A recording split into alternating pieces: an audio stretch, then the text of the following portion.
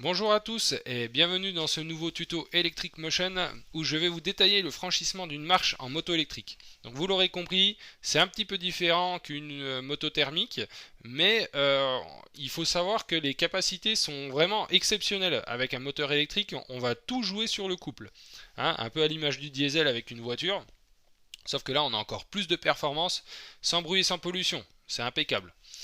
Alors, donc là, c'était une marche qui se situe au camping Le Chamadou, tout en haut du terrain artificiel. Donc, si jamais vous regardez la vidéo tuto sur votre smartphone ou ordi, vous pouvez peut-être aller essayer de la bosser avec les indications que je vous ai données, et peut-être que ça vous aidera pour le franchissement des marches. Vous la reconnaîtrez, on peut pas la louper. C'est un bon petit caillou d'1,50 m.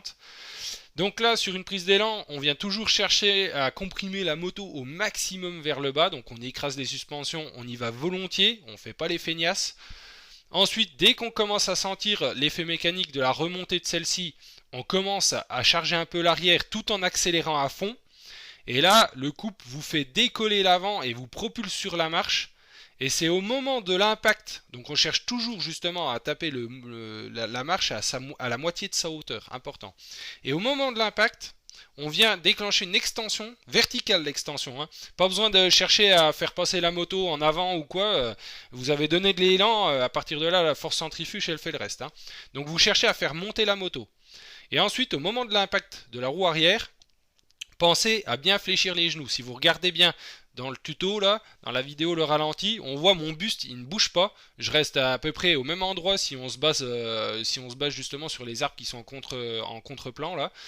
Le buste reste droit. Par contre, les jambes laissent passer la moto. Et c'est ça qu'il faut absolument faire, c'est ne pas refuser l'obstacle et ne pas refuser le fait que la moto doit passer et doit monter. Ensuite, le boulot il est fait. Vu que la roue avant était passée, elle vous entraîne de l'autre côté de l'obstacle. Donc dès que vous avez ensuite ressenti le contact avec la roue arrière, avec la moto électrique, vous pensez bien à remettre un petit coup de watt et à doser votre poignée d'accélérateur. Pas besoin d'embrayage, ça sert là il n'y en a pas besoin.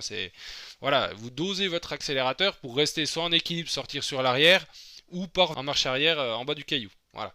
Donc j'espère que ça vous aura aidé et puis si jamais vous voulez même venir en parler ou quoi, on est à pas mal de petits événements en France cette année. Donc n'hésitez pas à demander à ceux de la boîte Electric Motion ou venez carrément me voir sur mon Facebook, je peux vous donner de petits conseils dans la mesure du possible. Et puis je sais pas, peut-être un de ces quatre au Electric Days.